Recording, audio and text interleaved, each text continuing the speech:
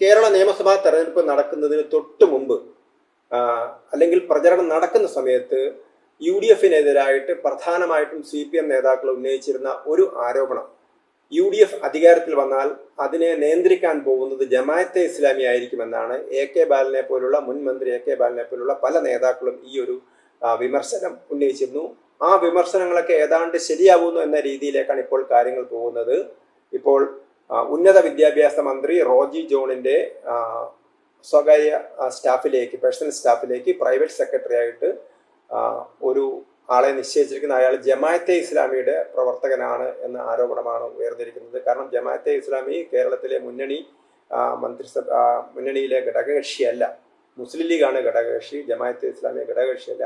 അങ്ങനെയുള്ളൊരു പാർട്ടി നേതാവിനെ അല്ലെങ്കിൽ ഒരു ജമാഅത്തെ ഇസ്ലാമി നിയന്ത്രണത്തിലുള്ള മീഡിയ വൺ ചാനലിലെ ഒരു പ്രവർത്തകനെ എന്തിനാണ് ഒരു ഉന്നത വിദ്യാഭ്യാസ വകുപ്പ് മന്ത്രിയുടെ പേഴ്സണൽ സ്റ്റാഫിൽ ഉൾപ്പെടുത്തിയിരിക്കുന്നത് എന്ന ചോദ്യമാണ് ഇപ്പോൾ ഉന്നയിക്കുന്നത്. ഇതിൻ്റെ അർത്ഥം കേരളത്തിൽ മൗദൂദിസം അല്ലെങ്കിൽ പൊളിറ്റിക്കൽ ഇസ്ലാം അമിതമായിട്ട് കേരള ഭരണത്തെ സ്വാധീനിക്കാൻ ശ്രമിക്കുന്നു. ഇത് നേരത്തെ CPM ഉന്നയിച്ചിരുന്നൊരു ചോദ്യമാണ്.